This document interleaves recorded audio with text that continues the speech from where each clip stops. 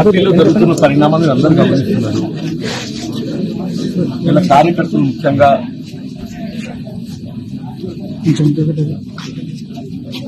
అంటే వాళ్ళు ఏ విధంగా మనస్తాపానికి గురైండ్రు, వాళ్ళు ఏ విధంగా బాధ వ్యక్తం చేస్తుండ్రు, కార్యకర్తలు ఏదైతుందో ఈ రెండు ఎన్నికల్లో కూడా ఆశించిన ఫలితం పొందలేని పరిస్థితులు కొంత అదంతా బాధతో ఉన్నటువంటి పరిస్థితులు.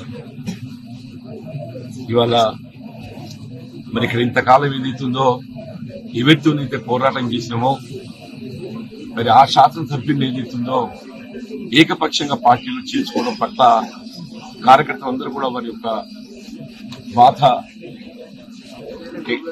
వాస్తవంగా పార్టీ బలోపేతం అనేది ప్రధానమని చెప్పినట్టు అటువంటి పార్టీ బలోపేతం కొరకు అసలు చేసి 4 దశాబ్దాలుగా ఈ ప్రాంతం పార్టీ పటిష్టానికి పనిచేస్తుంది, ప్రజలకు అందుబాటులో ఉండి సమస్యల పరిష్కారానికి తోడ్పడుతున్న పరిస్థితుల్లో ఇవాళ శాసనసభ్యుల సంఖ్యాబలం అనే భావనే కావచ్చు, ఆలోచన ఏదైనా కానీ ఏదైతుందో ఏకపక్షంగా నిర్ణయం తీసుకోవడంతో కార్యకర్తలు తట్టుకోలేకపోతున్నారు.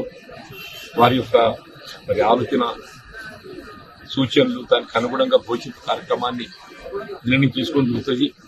మరి భవిష్యత్తు కాలం నిర్ణయిస్తుంది. భవిష్యత్తు నిర్ణయం ఏదైతుందో కాలం నిర్ణయిస్తుంది, దానికి అనుగుణంగా ముందుకు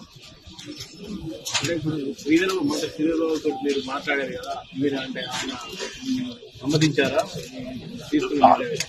విద్వత్ సంతృప్తి అనేది కాదు, జరిగిన పరిణామాలపై ఏదైతుందో చర్చించడం జరిగింది.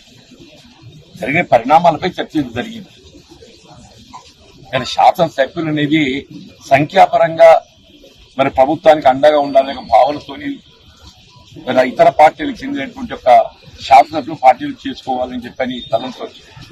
కానీ ఆ చేరిక అనేది ఆ ప్రాంత కార్యకర్తల యొక్క మనోభావాలను కూడా గౌరవించాల్సినటువంటి బాధ్యత పార్టీపై ఉంటుందని చెప్పని నేను భావిస్తాను. చెప్పండి, దశాబ్ద కాలం తెలంగాణ రాష్ట్రం ఏర్పడినప్పటి నుండి కూడా మరి ఈ ప్రాంతంలో కాంగ్రెస్ పార్టీ బలోపేతం కొరకు కృషి చేసినటువంటి కార్యకర్తల మనోభావాలకు భిన్నంగా కేవలం శాసనసభలు సంఖ్యాబలం అనే యొక్క భావంతో చేసుకోవడంతో వీళ్ళ కార్యకర్తలు అభిమానులు